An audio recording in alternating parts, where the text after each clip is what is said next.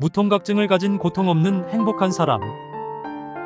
예전에 선천성 무통각증 CIPA를 앓고 있는 의사가 고통받는 환자들을 치료하는 이야기를 다룬 드라마를 본 기억이 있습니다. 무통각증은 고통을 전혀 느끼지 못하는 병입니다. 처음에는 고통을 느끼지 못한다는 것이 축복처럼 들리지만 실제로는 시한폭탄병이라 불릴 정도로 위험한 병입니다. 왜냐하면 어디가 아픈지 전혀 알 수 없기 때문입니다. 예를 들어 맹장이 터져도 고통을 느끼지 못해 병이 심각해질 때까지 알지 못하고 결국 심각한 상황에 이를 수 있습니다. 생각해보면 정말 무서운 병입니다. 하지만 고통을 못 느끼기 때문에 고통만 없다면 무통각증을 가진 사람들은 행복할 수 있지 않을까 하는 생각도 듭니다.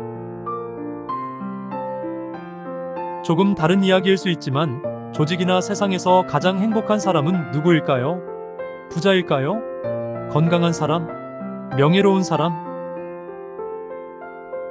저는 주변을 의식하지 않고, 아니 오히려 의식하지 못한 채 자신이 옳다고 믿고 자신의 길을 가는 사람이 아닐까 생각해 봅니다. 주변 동료가 자신을 따돌리거나 상사가 꾸짖거나 후배가 무례하게 굴어도 전혀 눈치채지 못하는 사람들이 있습니다. 이런 사람들은 자신이 잘하고 있다고 믿고 있을 수도 있습니다. 마치 무통각증을 가진 사람처럼 조직에서 고통을 느끼지 못하고 자신이 맞다고 믿는 사람들입니다. 정도의 차이는 있지만 이런 상황은 많은 사람에게서 나타납니다. 꼰대라 불리는 사람들도 이런 경우에 해당될 수 있고, 고집스레 자기 주장만 하는 사람도 마찬가지입니다. 문제는 이러한 상태를 방치하면 결국 큰 문제로 이어질 수 있다는 것입니다. 매일 혈액 검사와 건강 상태를 체크하듯이 조직에서도 지속적인 소통이 필요합니다. 잠시 눈을 감고 넘어갈 수도 있지만 시간이 지나면 결국 그 문제가 시한폭탄처럼 터지기 마련입니다. 그래서 우리는 매일 소통해야 합니다.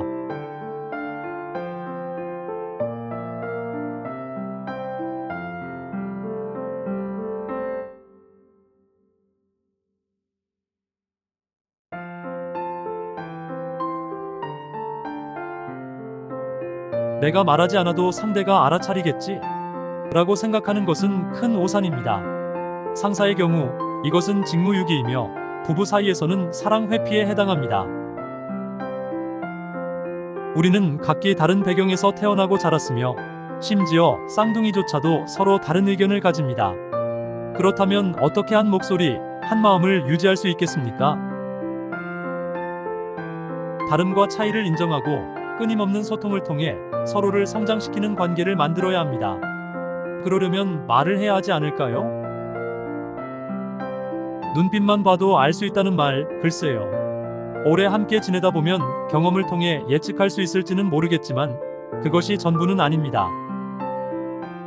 진정한 소통은 뽀뽀 포함 입으로 하는 것입니다. 입으로 소통하는 멋진 한 주 되세요.